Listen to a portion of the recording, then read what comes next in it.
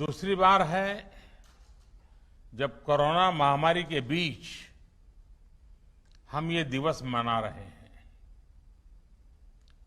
इस वैश्विक महामारी की चुनौतियों ने वर्ल्ड यूथ स्किल डे की अहमियत को कई गुना बढ़ा दिया है।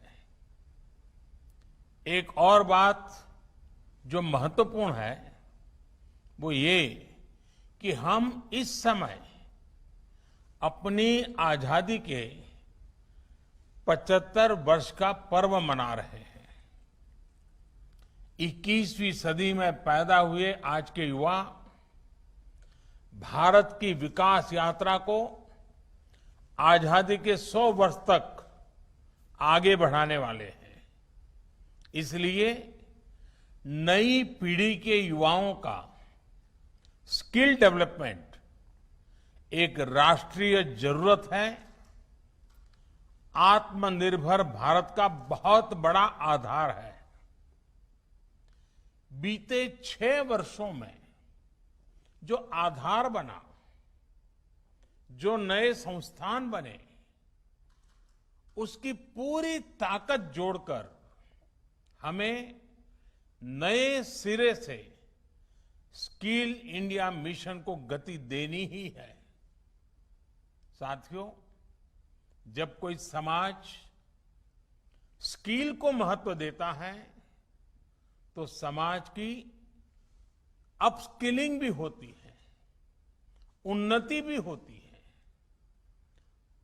दुनिया इस बात को बखूबी जानती भी है, लेकिन भारत की सोच इससे भी 2 कदम आगे की रही है। हमारे पूर्वजों ने स्किल्स को महत्व देने के साथ ही उन्होंने इसे सेलिब्रेट किया, स्किल्स को समाज के उल्लास का हिस्सा बना दिया। आप देखिए, हम विजयादशमी को शस्त्र पूजन करते हैं, अक्षय तृतीया को किसान फसल की कृषि यंत्रों की पूजा करते हैं। भगवान विश्वकर्मा की पूजा तो हमारे देश में हर स्किल, हर शिल्प से जुड़े लोगों के लिए बहुत बड़ा पर्व रहा है। हमारे यहां शास्त्रों में निर्देश दिया गया है, विवाह दिशु यज्ञशु गृह आराम विधायके सर्व कर्मसु संपूज्यो विश्वकर्मा इति श्रुतम।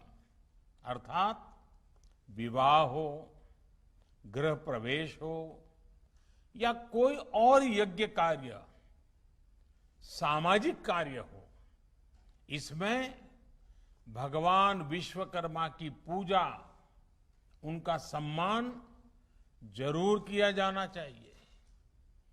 विश्वकर्मा की पूजा यानी समाज जीवन में अलग अलग रचनात्मक कार्य करने वाले हमारे विश्वकर्माओं का सम्मान, स्किल का सम्मान। लकड़ी के कारीगर, मेटल्स का काम करने वाले, सफाई कर्मी, बगीचे की सुंदरता बढ़ाने वाले माली, मिट्टी के बर्तन बनाने वाले कुम्हार, हाथ से कपड़ा बुनने वाले बुनकर साथी, ऐसे कितने ही लोग हैं जिन्हें हमारी परंपरा ने विशेष सम्मान दिया है। महाभारत के भी एक श्लोक में कहा गया है, विश्वकर्मा नमस्तेस्तु विश्वात्मा विश्व संभव। अर्थात जिनके कारण विश्व में सब कुछ संभव होता है, उस विश्वकर्मा को नमस्कार है। विश्वकर्मा को विश्वकर्मा कहा ही इसलिए जाता है क्योंकि उनके काम के बिना, स्किल्स के बिना समाज का अस्तित्व ही असंभव है। लेकिन दुर्भाग्य से गुलामी के लंबे कालखंड में स्किल डेवलपमेंट की व्यवस्था हमारे सोशल सिस्टम में, हमारे एजुकेशन सिस्टम में धीरे धीरे कमजोर पड़ती गई। साथियों, एजुकेशन अगर हमें ये जानकारी देती है कि हमें क्या करना है, तो स्किल हमें सिखाती है कि वो काम वास्तविक स्वरूप में कैसे होगा। देश का स्किल इंडिया मिशन इसी सच्चाई, इसी जरूरत के साथ कदम से कदम मिलाने का अभियान है। मुझे खुशी है कि प्रधानमंत्री कौशल विकास योजना के माध्यम से अब तक 1.25 करोड़ से अधिक युवाओं को ट्रेनिंग दी जा चुकी है। साथियों, मैं एक और वाक्य के बारे में आपको बताना चाहता हूं। एक बार स्किल डेवलपमेंट को लेकर काम कर रहे कुछ अफसर मुझे मिले। मैंने उनसे कहा कि आप इस दिशा में इतना काम कर रहे हैं, क्यों ना आप ऐसे स्किल्स की एक लिस्ट बनाइए जिनकी हम अपने जीवन में सेवाएं लेते हैं। आपको हैरानी होगी, जब उन्होंने सरसरी नजर से लिस्टिंग की तो ऐसी 900 से ज्यादा स्किल निकली जिनकी हमें अपनी आवश्यकताओं के लिए जरूरत होती है। आप अंदाजा लगा सकते हैं कि स्किल डेवलपमेंट का काम कितना बड़ा है।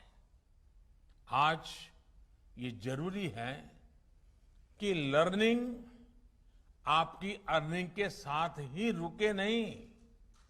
आज दुनिया में स्किल्स की इतनी डिमांड है कि जो स्किल होगा वही ग्रो करेगा।